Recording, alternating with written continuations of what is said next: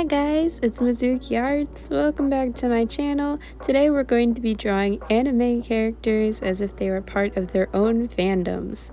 Just so you are all aware, this is just based on my perception of the fandoms and how it kind of affected how I interacted with the kind of content and storyline of the anime in general. The first one I'm going to be talking about is My Hero Academia, possibly the worst fandom in my opinion for any anime or show, series, anything at all of all time.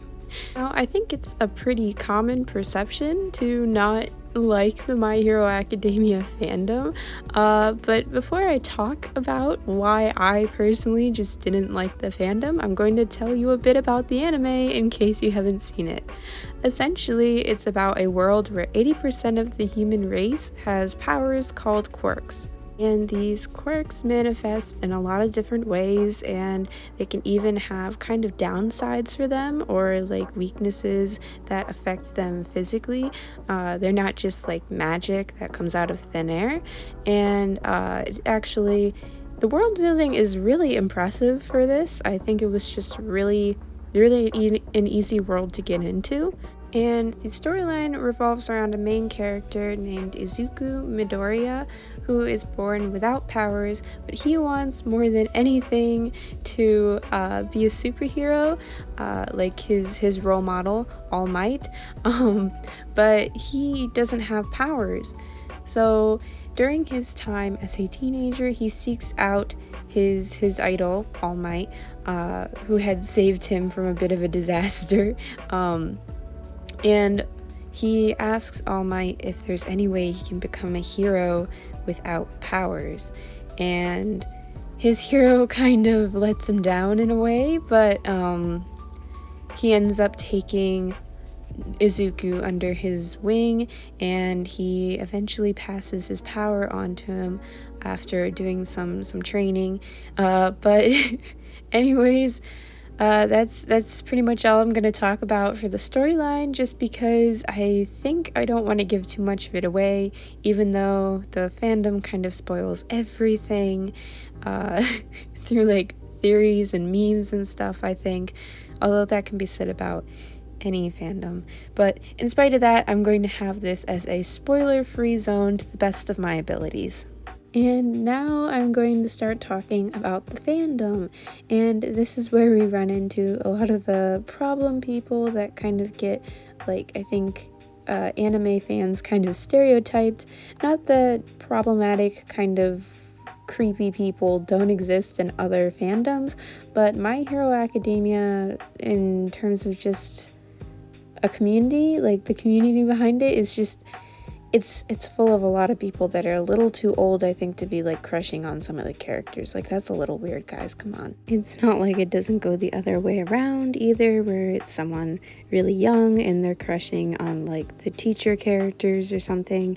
And in general, I just found the fandom to have a lot of really inappropriate content in it, especially about like the students and stuff, which was super weird and uncomfortable, especially to be someone who used to draw fan art all the time of My Hero Academia. Like, I love to draw My Hero Academia characters, but I couldn't take seeing what other artists were drawing for the fandom. It was just awful. And I know there are a lot of great artists out there who love the show, and a lot of good people who just casually enjoy it, but seeing what the internet does to a cartoon, like a literal cartoon or a comic, is just heartbreaking. And I know people hate when you call anime a cartoon, but anime literally means animation in Japanese, guys, and we call animations here cartoons. That's what it is. It doesn't mean it's a kid's cartoon, just like The Simpsons. But I'm going on a rant now. To get back to what I was actually meant to be talking about, the My Hero Academia fandom has a lot of creativity in it, and a lot of bad stuff too, like I mentioned. But there are a lot of cosplayers in the My Hero Academia fandom. I think they're in any fandom, but My Hero Academia seems to have a lot, similar to Danganronpa, I think. And I feel like My Hero Academia has some of the most dedicated fans as well. Like, I feel like I know some people that may have dyed their hair to look like Todoroki, and maybe cosplayed in public too, which is a little funky. I would be very embarrassed. Not because it's a bad thing to cosplay, but just I don't think I'd be able to do that. I think just My Hero Academia fans are some of the ones that are like most eager to seek out other anime fans to talk to. Like, I feel like they're the most likely to go to big conventions with groups. They're the most likely to join anime clubs and things like that. Overall, they're just a lot more extroverted than I think other anime fans in general. Like, I feel like most anime fans are like staying up until like 1 a.m. or something, watching their favorite shows or binging like 50 episodes in a day. But My Hero Academia fans tend to do a lot more within the fandom, and by that they may also by default have watched less anime, but that doesn't mean that they're any less dedicated. Actually, it probably means they're more so, and they're more likely to fight with people over theories and things like that, which is pretty sad. I think like any fandom can have kind of a energy loop, if you know what I mean, like in terms of mood and kind of just in a way of talking to other fans. And what I mean by that is a kind of negative feedback loop, but instead of just being emotional, it's just a feedback loop in general, because an anime fandom, no matter how big it is, it's still a niche. So in that way, people will always be kind of responding to the group in a generalized way, and they're going to be feeling kind of group emotions, if that makes sense. So yeah, that's probably one reason that the BNHA or MHA fandom is just absolutely not so. Another reason is that it's pretty much entirely kids, with the exception of like the occasional like 20-year-old who again is too old to be crushing on the students, but here they are. I'm not saying that anybody has an excuse to be like rude to other anime watchers, or just in general like unfriendly or starting arguments over a literal like bunch of lines on a screen or like drawings. So I'm saying that a fandom is like entirely kids plus the occasional immature or creepy adult, so the fandom is going to come off more or less pretty awful, especially to any adult or teen watchers that are maybe a little over it, maybe like a little over that kind of behavior, and have kind of seen what the horrors of the internet can do to any kind of story that people become interested in, if that makes sense. So yeah, let me know what you think about Uraraka as part of her own fandom. Let me know if you understand the significance of the different like kind of Easter eggs I put into her fandom design. And on to the next anime. The next anime I want to talk about is Sailor Moon. A lot of 90s kids, I think, grew up watching it.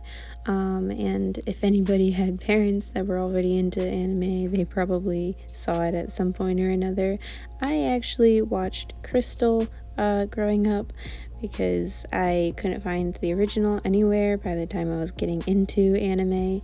But Sailor Moon is a story about a girl who finds out she is a magical girl, or basically like a superhero, and she has to find all of her allies, so to speak, and the story goes from there, and it's pretty wholesome, I think. There's lots of like just pretty aesthetic magical things in it, and I definitely didn't ever get too deep into the fandom, but I do think it's just a really iconic show, and it was the first anime that I watched aside from Pokemon, or at least Sailor Moon Crystal was the first one aside from Pokemon that I watched. But other than that, I was never like super into it. So I'm actually going to be giving a perspective from sort of outside of the Sailor Moon fandom, about my impressions of the people that are real, true fans of the show. Something important to note is that there are basically two kinds of Sailor Moon fans.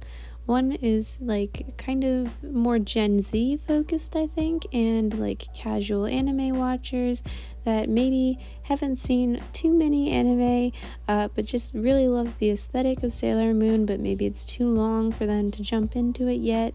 And then there's the second type of Sailor Moon fan, which are the people that I'm going to be talking about, of course, in this video. And then there are people that grew up with Sailor Moon and just really have a special place in their heart for it. This second type, of course, is the most prominent in the fandom, I believe. They're often seen reminiscing in comment sections of like Sailor Moon fan pages, and sometimes they're redrawing screen caps as part of like that one challenge that went around like Twitter and Instagram for a little while.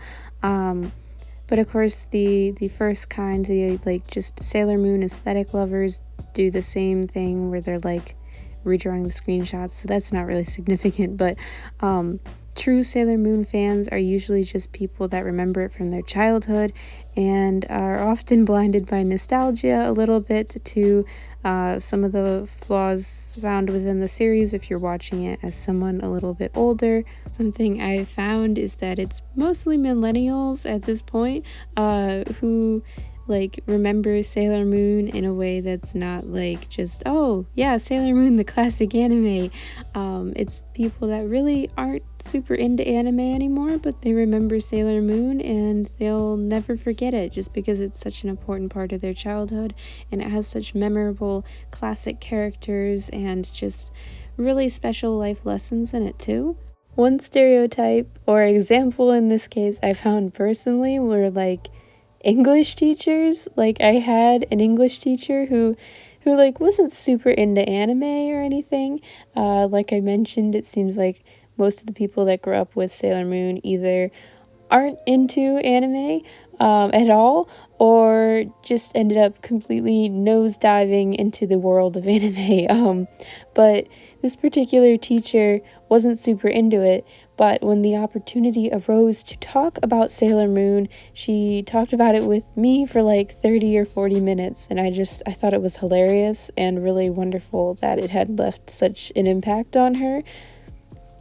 Now, since we know that Sailor Moon had such an impact on 90s kids and millennials and all that good stuff, I decided to make our Sailor Moon fangirl a millennial because I believe Sailor Moon herself would technically be a millennial if we're looking at the 90s timeline.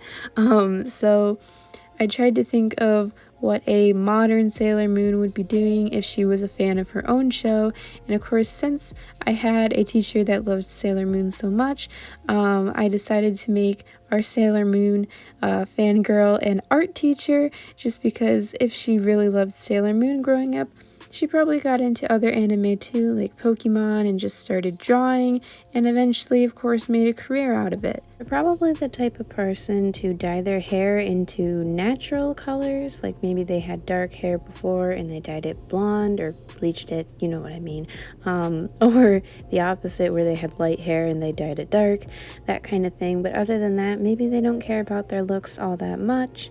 And they're either someone that has very, very strong opinions or someone that can get along with literally anyone and just doesn't care about anything except their passion and the things that make them nostalgic.